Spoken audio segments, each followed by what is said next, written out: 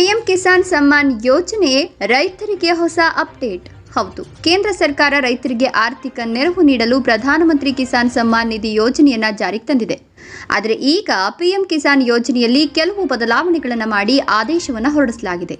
ಹೌದು, ಪಿಎಂ ಕಿಸಾನ್ ಯೋಜನೆಯಲ್ಲಿ ಕೇಂದ್ರ ಸರ್ಕಾರ ತಂದಿರುವ ಬದಲಾವಣೆ ಏನು, ಇದು ಯಾವಾಗಿನಿಂದ ಜಾರಿಗೆ ಬರುತ್ತೆ, ಈಗಾಗಲೇ ಪಿಎಂ ಕಿಸಾನ್ ಹಣವನ್ನು ಪಡೆಯುವ ರೈತರು ಈ ಬದಲಾವಣೆಯನ್ನು ಮಾಡಿಸಬೇಕೇ ಬೇಡವಾ, ಜೊತೆಗೆ ಪಿಎಂ ಕಿಸಾನ್ 19ನೇ ಕಂತಿನ ಹಣ ಬಿಡುಗಡೆಯಲ್ಲಿ ಕೂಡ ಬದಲಾವಣೆಯಾಗಿದೆ. ಈ ಎಲ್ಲ ಸಂಪೂರ್ಣ ಮಾಹಿತಿಯನ್ನು ತಿಳಿಯಲು ವಿಡಿಯೋವನ್ನು ಕೊನೆವರೆಗೂ ನೋಡಿ. ನಾನು ವಿಮಲಾ ನಾಗರಾಜ್, ನೀವು ನೋಡ್ತಾ ಇದ್ದೀರಾ ಕೆಎಸ್ ಕನ್ನಡ ಯೂಟ್ಯೂಬ್ ಚಾನಲ್. ಸ್ನೇಹಿತರೆ, ನೀವು ಕೂಡ ರೈತರಾಗಿದ್ರೆ ಅಥವಾ ರೈತರ ಮಕ್ಕಳಾಗಿದ್ರೆ ತಪ್ಪದೆ ಒಂದು ಲೈಕ್ ಕೊಟ್ಟು ನಿಮ್ಮ ಜಿಲ್ಲೆ ಯಾವುದು ಅಂತ ಕಮೆಂಟ್ ಮಾಡಿ. ಹೌದು, ಪಿಎಂ ಕಿಸಾನ್ ಸಮ್ಮಾನ್ ಯೋಜನೆಯಡಿ ಕೆಲವು ಮಾನದಂಡಗಳನ್ನು ಹೊರತುಪಡಿಸಿ ದೇಶದಾದ್ಯಂತ ಎಲ್ಲ ಕೃಷಿ ಯೋಗ್ಯ ಭೂಮಿ ಹೊಂದಿರುವ ರೈತ ಕುಟುಂಬಗಳಿಗೆ ಹಣಕಾಸಿನ ನೆರವು ನೀಡಲಾಗುತ್ತದೆ. ಈ ಯೋಜನೆಯಡಿ 6,000 ರೂಪಾಯಿಯನ್ನ ವಾರ್ಷಿಕವಾಗಿ 3 ಸಮಾನ ಕಂತುಗಳಲ್ಲಿ 2,000ದಂತೆ ನೇರವಾಗಿ ರೈತರ ಆಧಾರ್ ಸೀಡೆಡ್ ಬ್ಯಾಂಕ್ ಖಾತೆಗಳಿಗೆ ವರ್ಗಾಯಿಸಲಾಗುತ್ತದೆ. ಈಗ ಪಿಎಂ ಕಿಸಾನ್ ಯೋಜನೆಯಡಿ ನೋಂದಣಿಯಾಗಲು ಕೇಂದ್ರ ಸರ್ಕಾರ ಕೃಷಿಕರ ಗುರುತಿನ ಚೀಟಿ ಕಡ್ಡಾಯಗೊಳಿಸಿದೆ.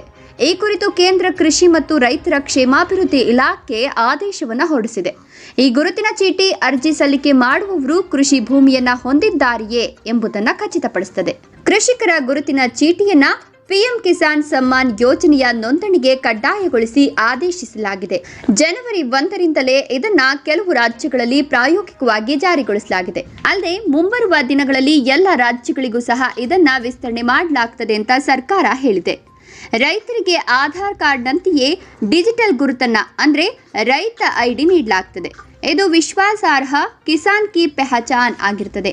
ಈ ರೈತ ಐಡಿಯನ್ನ ರಾಜ್ಯದ ಭೂ ದಾಖಲೆಗಳು, ಜಾನುವಾರುಗಳ ಮಾಲೀಕತ್ವ, ಬಿತ್ತಿದ ಬೆಳೆಗಳು, ಜನಸಂಖ್ಯಾ ವಿವರಗಳು, ಕುಟುಂಬದ ವಿವರಗಳು, ಯೋಜನೆಗಳು ಮತ್ತು ಪ್ರಯೋಜನಗಳನ್ನು ಇತ್ಯಾದಿಗಳಿಗೆ ಕ್ರಿಯಾತ್ಮಕವಾಗಿ ಲಿಂಕ್ ಮಾಡಲಾಗುತ್ತದೆ. ರೈತರು ಬಿತ್ತಿದ ಬೆಳೆಗಳನ್ನು ಮೊಬೈಲ್ ಆಧಾರಿತ ಭೂ ಸಮೀಕ್ಷೆ ಮಾಡಲು ಸಹ ಇದನ್ನ ಬಳಕೆ ಮಾಡಲಾಗುತ್ತದೆ. ಕೇಂದ್ರ ಸರ್ಕಾರದ ಮಾಹಿತಿಯನ್ನ ಪಿಎಂ ಕಿಸಾನ್ ಸಮ್ಮಾನ್ ಯೋಜನೆಗೆ ಪ್ರತಿ ತಿಂಗಳು 2 ಲಕ್ಷಕ್ಕೂ ಅಧಿಕ ಹೊಸ ಅರ್ಜಿಗಳು ಸಲ್ಲಿಕೆಯಾಗುತ್ತಿದೆ.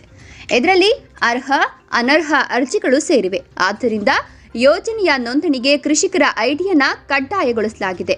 ಅರ್ಜಿ ಭರ್ತಿ ಮಾಡುವ ಸಂದರ್ಭದಲ್ಲಿ ಕೃಷಿಕರ ಐಡಿ ನಂಬರ್ ದಾಖಲು ಮಾಡಿದ್ರೆ ಅವರು ಭೂಮಿಯನ್ನ ಹೊಂದಿದ್ದಾರೆಯೇ ಇಲ್ಲವೇ ಎಂಬುದನ್ನು ಖಚಿತಪಡಿಸುತ್ತದೆ.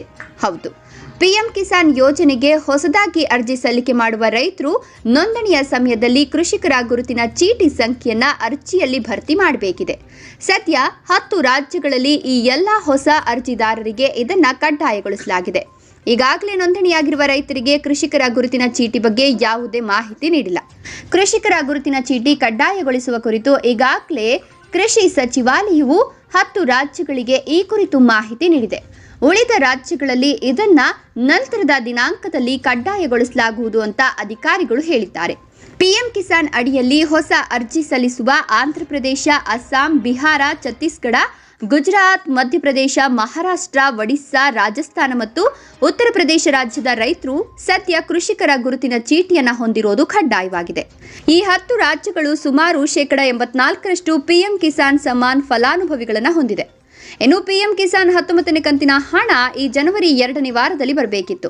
ಇದಕ್ಕೆ ಎಲ್ಲ ಸಿದ್ಧತೆಗಳನ್ನು ಮಾಡಲಾಗಿತ್ತು. ಆದರೆ ಈ 19ನೇ ಕಂತಿನ ಹಣವನ್ನು ಕೊಂಚ ಬದಲಾವಣೆ ಮಾಡಿ ಮುಂದಕ್ಕೆ ಹಾಕಿದ್ದೇವೆ ಅಂತ ಕೇಂದ್ರ ಕೃಷಿ ಸಚಿವರು ಮಾಧ್ಯಮಕ್ಕೆ ತಿಳಿಸಿದ್ದಾರೆ. ಧನ್ಯವಾದಗಳು.